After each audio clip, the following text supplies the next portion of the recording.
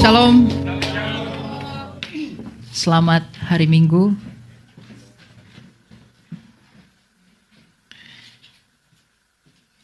Hari ini adalah perdana saya di tempat ini.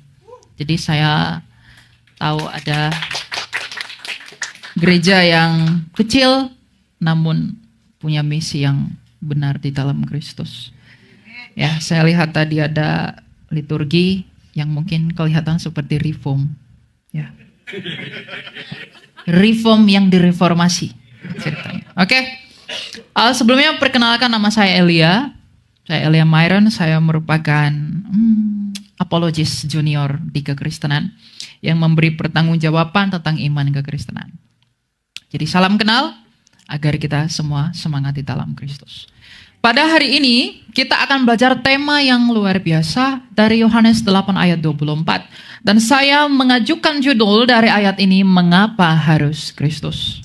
Atau dengan kata lain, mengapa harus Yesus? Boleh tampilkan ayatnya, Yohanes 8 ayat 24. Kita baca dari ayat ini, ya. Oke. Yohanes 8 ayat 24. Karena itu tadi aku berkata kepadamu bahwa kamu akan mati dalam dosamu, sebab jikalau kamu tidak percaya bahwa akulah dia, kamu akan mati dalam dosamu. Sekali lagi, karena itu tadi aku, Kristus, berkata kepadamu bahwa kamu akan mati dalam dosamu, sebab jikalau kamu tidak percaya bahwa akulah dia, kamu akan mati dalam dosamu. Saudara-saudara yang terkasih dalam Kristus, ketika kita mendengarkan Injil Yohanes yang adalah saksi, eyewitness dari kehidupan Yesus Kristus, lalu ia menuliskan bahwa Kristus pernah berkata, kalau kamu tidak percaya bahwa akulah dia, kamu akan mati di dalam dosamu. Ketika kita pergi, gereja ini didirikan di atas batu karang, kemudian kita pergi menginjili orang lain, kita memberitahukan warta yang baik. Di dalam maksud yang injili kita berkata kepada orang lain, ingatlah Kristus pernah bersabda bahwa jikalau engkau tidak percaya bahwa dialah yang dijanjikan itu, kamu akan mati dalam dosamu. Kalau kita melakukan penginjilan yang demikian, lalu orang bertanya, mengapa harus di dalam Yesus? Apakah yang menjadi jawabmu? Apa yang akan kita perkatakan? Apa yang harus kita pertanggungjawabkan di dalam pengharapan yang ada pada kita ketika kita berkata, di luar Yesus engkau tidak bisa berbuat apa-apa? Apa yang menjadi jawaban kita? Apa yang akan keluar dari mulut kita ketika orang-orang bertanya, pertanggungjawabkanlah pengharapan yang ada padamu? Kebanyakan dari kita hanya berkata, karena Allah itu baik, dia memberikan anaknya yang tunggal untuk menyelamatkan kita. Tapi satu hal, dari pesan Kristus di dalam Injil Yohanes yang begitu agung, dia berkata, jikalau kamu tidak percaya bahwa akulah dia, kamu akan mati dalam dosamu. Dewa-dewa Tionghoa, dewa-dewa Roma, dewa-dewa Yunani, pagan dari bangsa Arab, mereka menawarkan sesuatu yang luar biasa. Mereka mengatakan, kalau kamu mengikut aku, engkau akan memperoleh surga di dalam maksud teologi mereka masing-masing. Kalau kamu percaya kepadaku, kamu akan memperoleh hal-hal yang seperti ini, sebagaimana yang ditawarkan oleh dunia. Mereka juga menawarkan hidup, mereka menawarkan kenikmatan, mereka menawarkan banyak hal. Tetapi orang melupakan satu penawaran yang tidak pernah ditawarkan oleh orang lain. Kristus datang ke dunia, dia menawarkan hidup. Tapi bagaimana cara dia menawarkan hidup?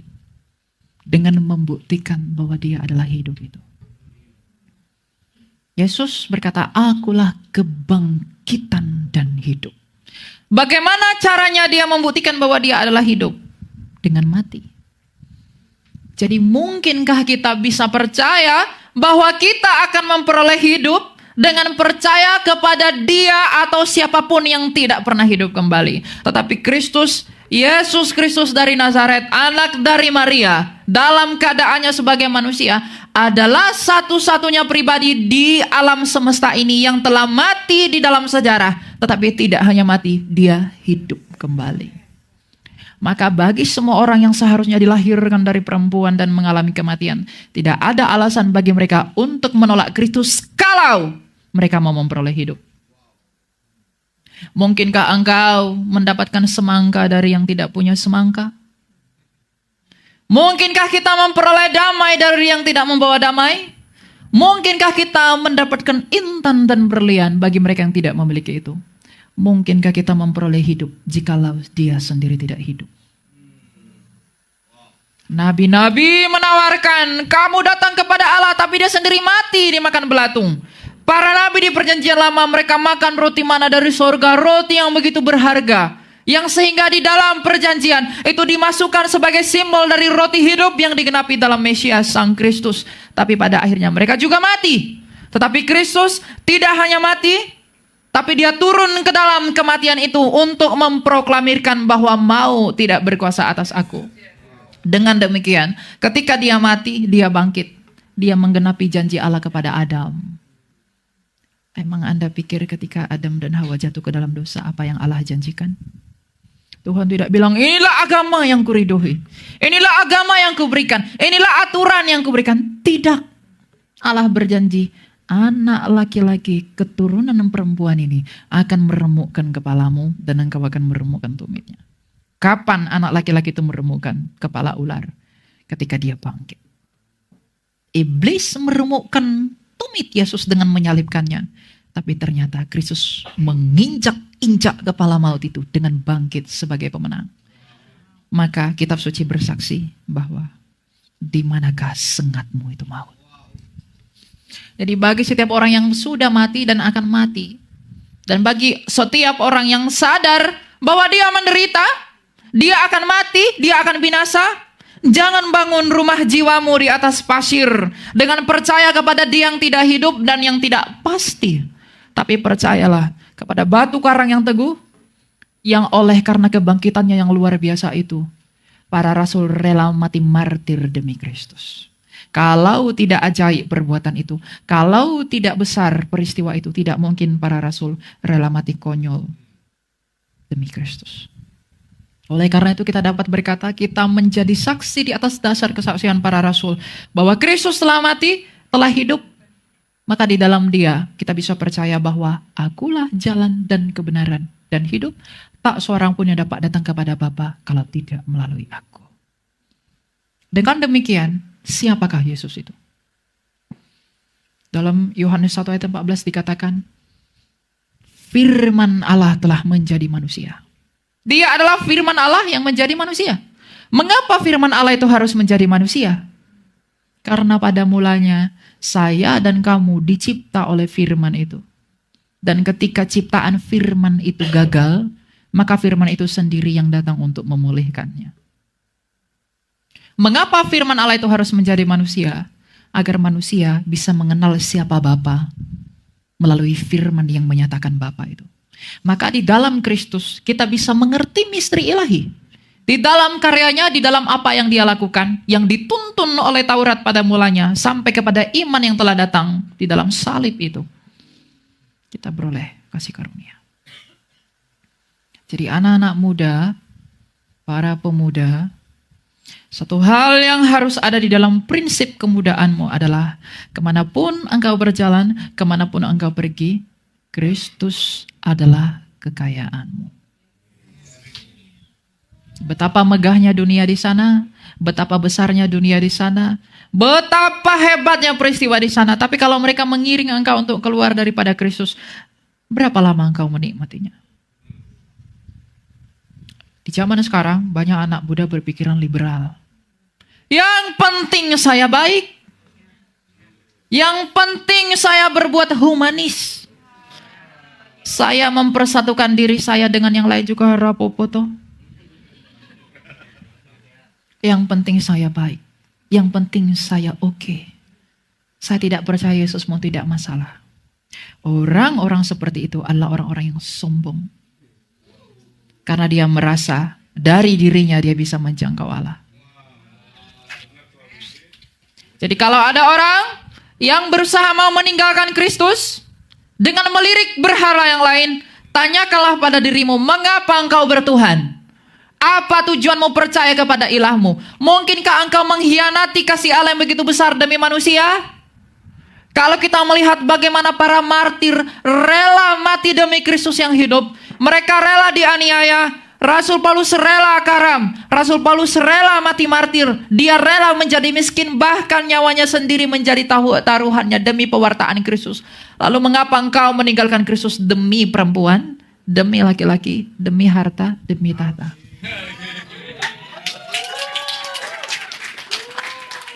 Kalau ada yang meninggalkan Kristus dengan alasan yang seperti itu, celakalah engkau. Karena Tuhan Yesus berkata, celakalah orang yang mempertahankan nyawanya akan kehilangan nyawanya. Tapi orang yang kehilangan nyawanya oleh karena namaku, ia akan memperolehnya. Jadi anak-anak muda, di dalam kemudaanmu dan filsafat dunia yang begitu bodoh, Kristus adalah satu-satunya sumber semangat orang percaya. Tahukah Anda ketika Kristus berkata, akulah jalan dan kebenaran dan hidup? Apa makna dari semuanya itu? Ketika Kristus berkata, akulah jalan, dia sedang menjadi jawaban bagi seluruh agama yang berusaha menjadi jalan. Ketika dia berkata, akulah kebenaran, dia sedang menjadi jawaban untuk dunia filsafat yang mencari kebenaran. Ketika dia berkata, akulah hidup, itu adalah jawaban bagi setiap jiwa yang merindukan hidup. Jadi Kristus adalah jawaban bagi agama, bagi filsafat, dan bagi jiwa. Banyak orang yang menawarkan jalan, tapi mereka sendiri tidak tahu di mana jalan itu. Para nabi berkata, ikutlah aku, percayalah kepadaku, maka engkau akan memperoleh. Ada nabi palsu, nabi yang tidak benar, dia berkata, aku akan memberikan engkau surga. Dia sendiri masih didoakan. Dia sendiri tidak tahu jalan ke surga. Saya akan tuntun engkau ke surga.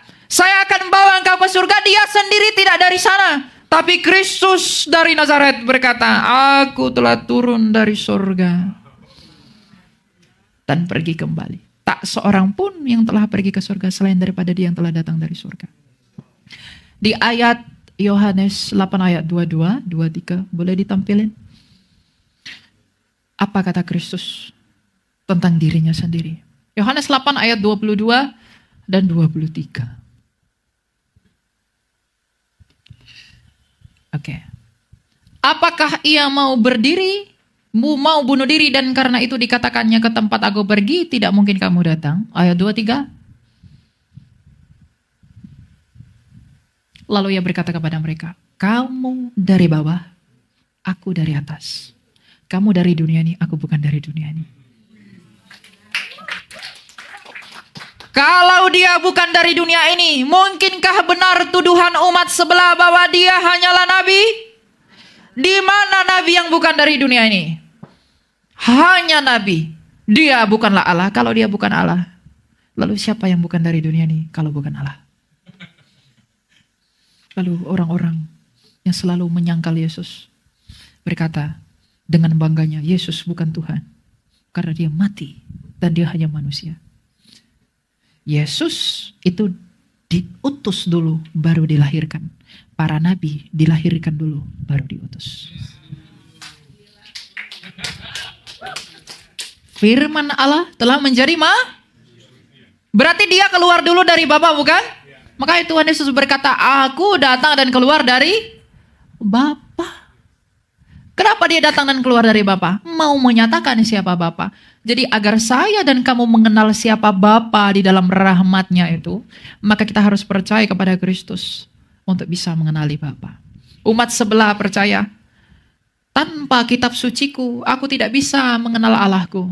Kenapa? Kitab sucimu adalah firman yang menjadi buku.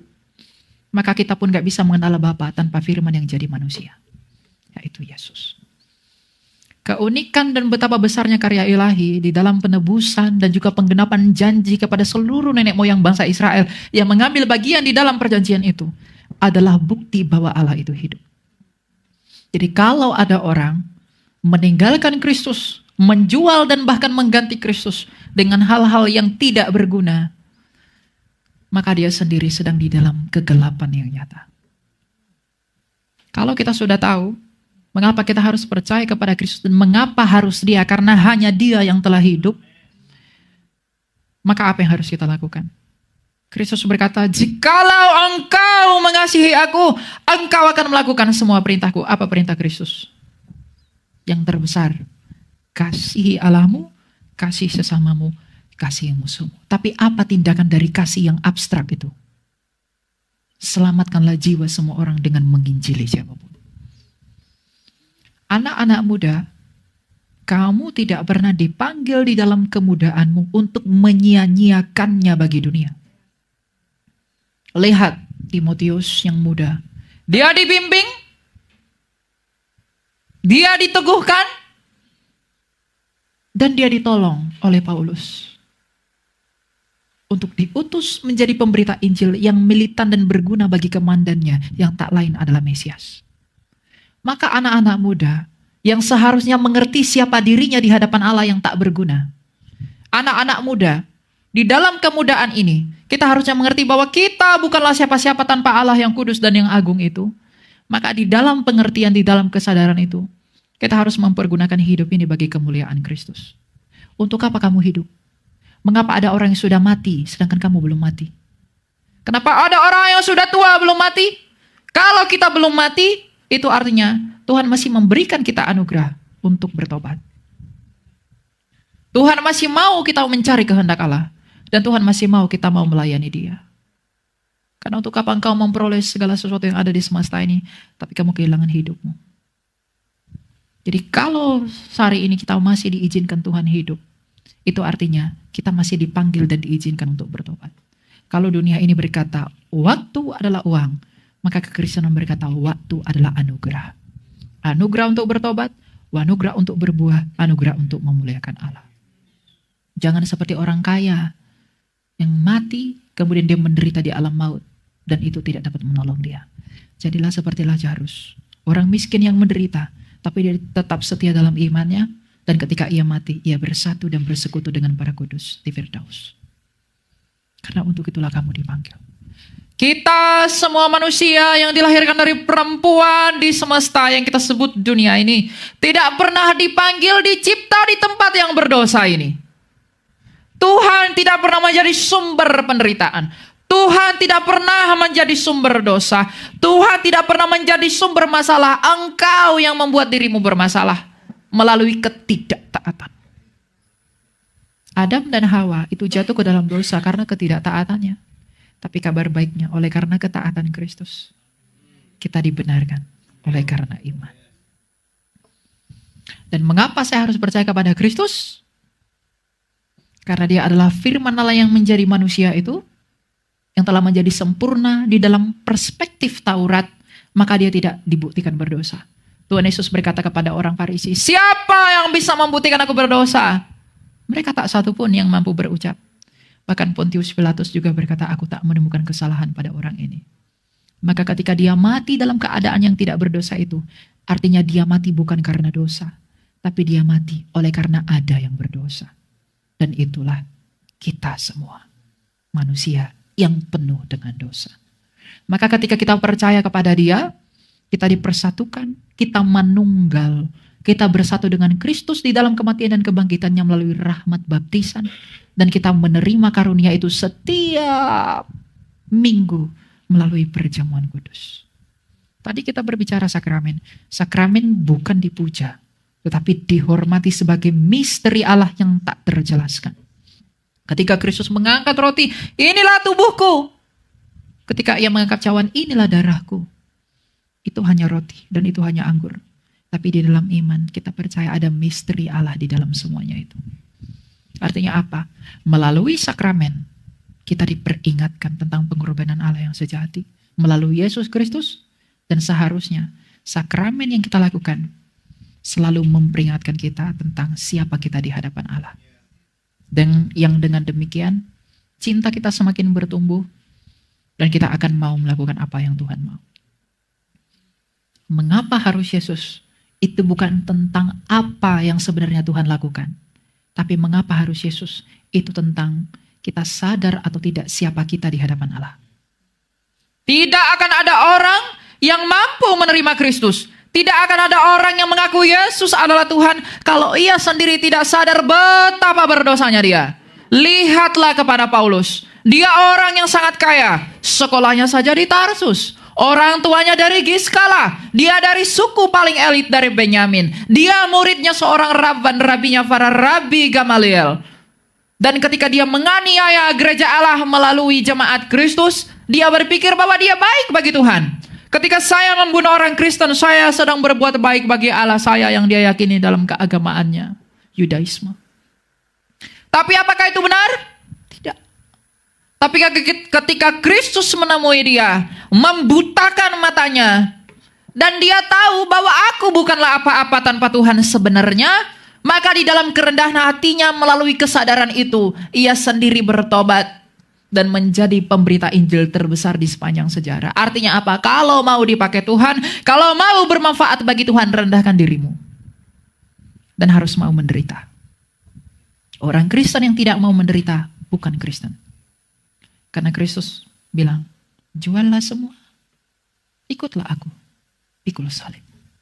Jadi kalau ada orang mengajarkan teologi kemakmuran, ikutlah Yesus agar kau kaya. Ikutlah Yesus agar kau sejahtera. Ikutlah Yesus agar kau menikmati yang enak-enak. Itu Yesus yang lain. Bukan Yesus yang benar. Teologi kemakmuran itu paling berbahaya. Karena kamu mengikut Yesus karena mau memuaskan dagingmu. Bukan untuk keselamatan jiwamu. Berkat terbesar orang Kristen adalah pengampunan dosa. Di dalam Yesus. Jadi mindset kekristenan itu harus dirubah. Nah, anak-anak muda yang masih muda, karena saya juga masih muda. Ya, kita masih muda ya. Betul. Muda rohaninya.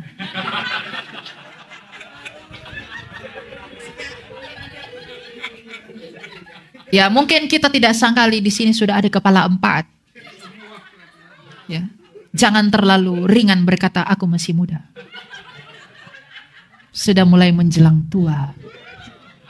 Ya, saya aja yang masih 21 tahun, kadang orang bilang tua. Ya.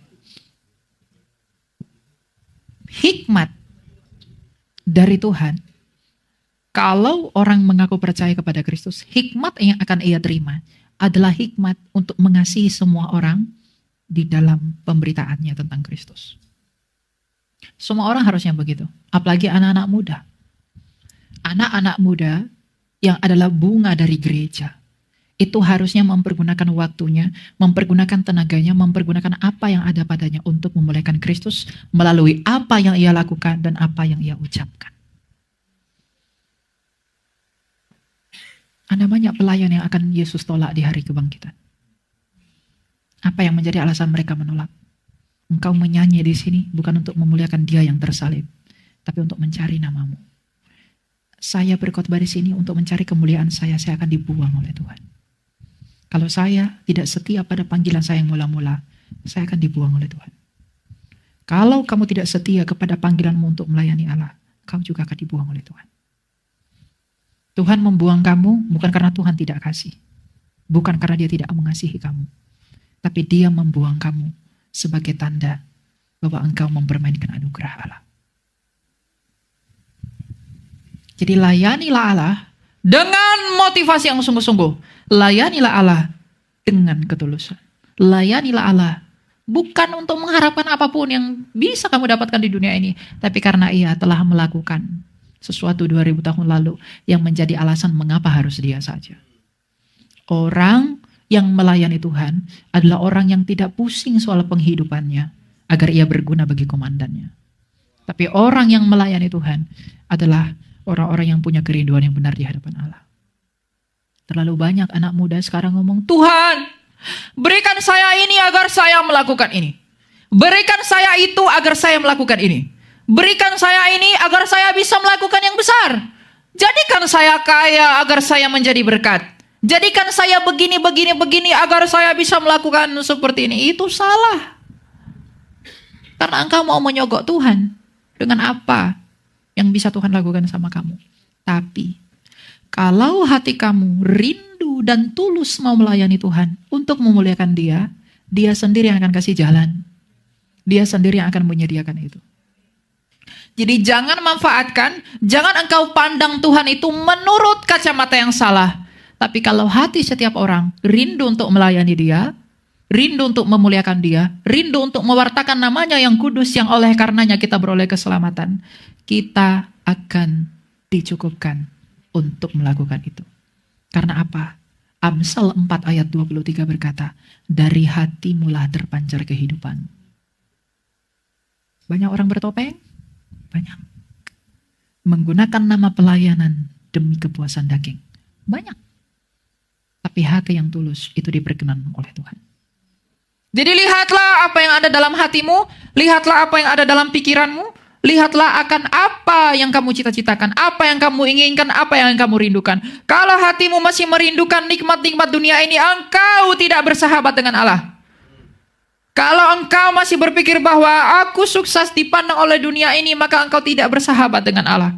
Karena persahabatan dengan Allah itu tidak pernah pada waktu yang bersamaan bersahabat bagi Kristus. Orang Kristen harus berbeda dengan dunia. Engkau dipanggil untuk menjadi garam dan terang dunia. Kalau engkau sendiri belum terang, bagaimana mungkin engkau menerangi dunia?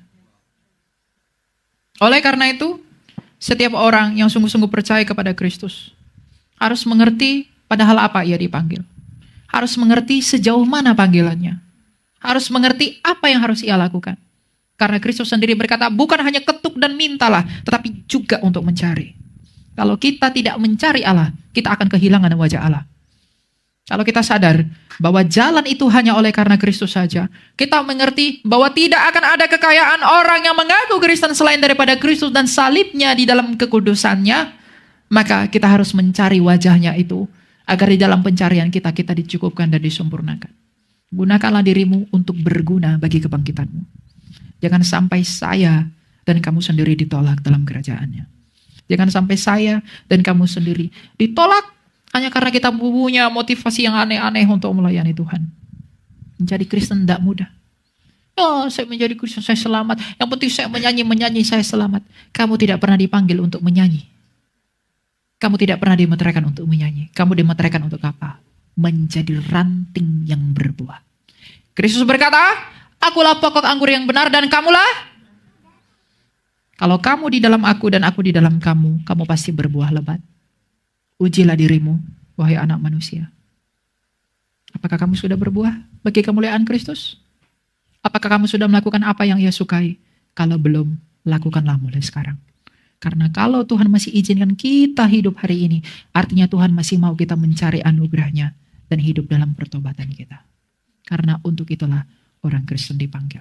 Dengan demikian, kita dapat berkata, ingatlah akan kami ya Kristus, apabila engkau datang sebagai Raja.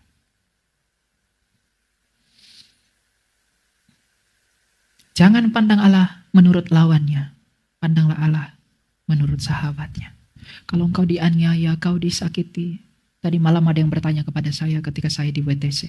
Gimana caranya ya untuk meneguhkan orang-orang yang baru masuk jadi Kristen, biar mereka tidak terintimidasi, biar mereka tidak kesulitan dengan menjadi Kristen? Tidak ada caranya.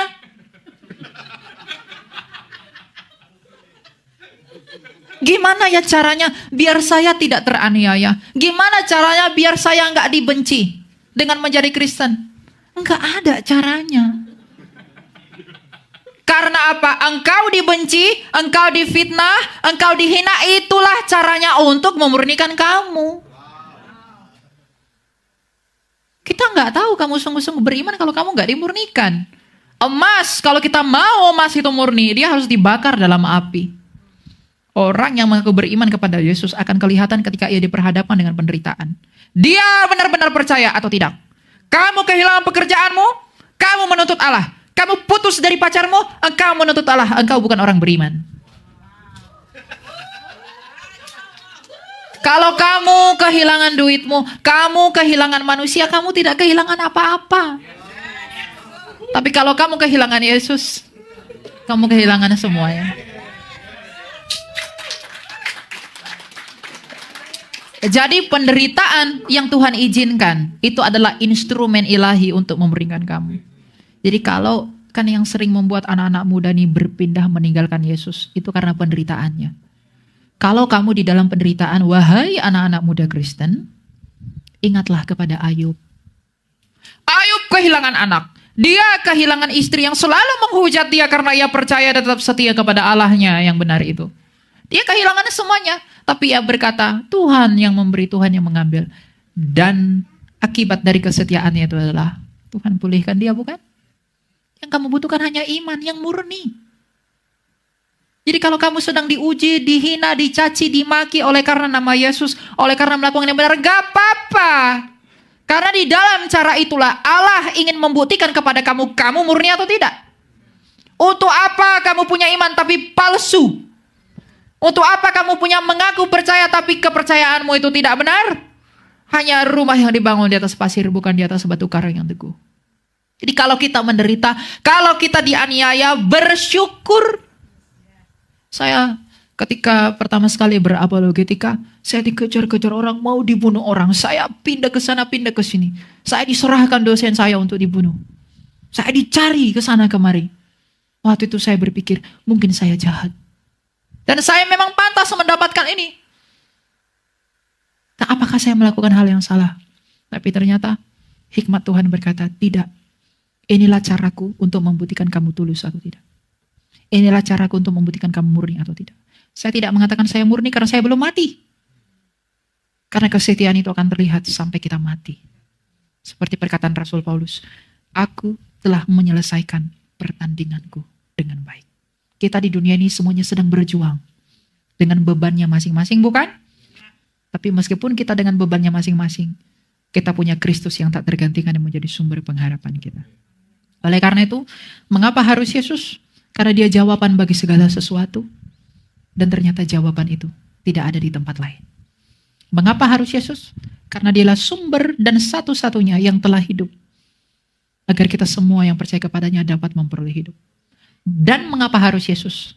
Karena kehadiran Yesus ke dunia ini yang bisa dilihat di dalam sejarah adalah bukti apa yang ia lakukan menjadi tanda kasih dari Allah.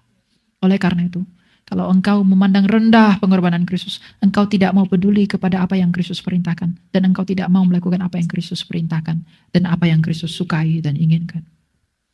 Jangan terlalu pede mengatakan aku adalah orang yang mengambil bagian dalam keselamatan itu. Kita harus menguduskan diri, memurnikan diri.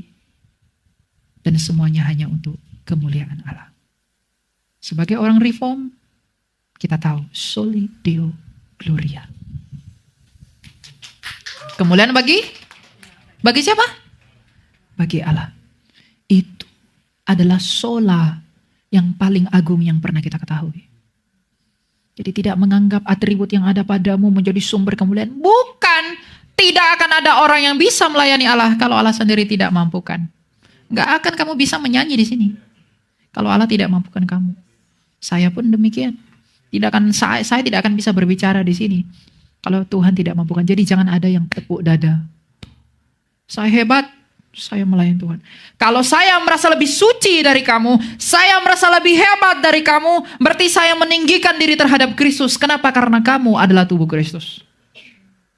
Jadi kalau ada pelayan Tuhan, dengan melayani Tuhan dia merendahkan orang lain, melayani Tuhan dia merasa lebih baik, lebih benar dari orang lain, artinya dia tidak melayani Kristus. Karena dia meninggikan dirinya terhadap gereja Kristus.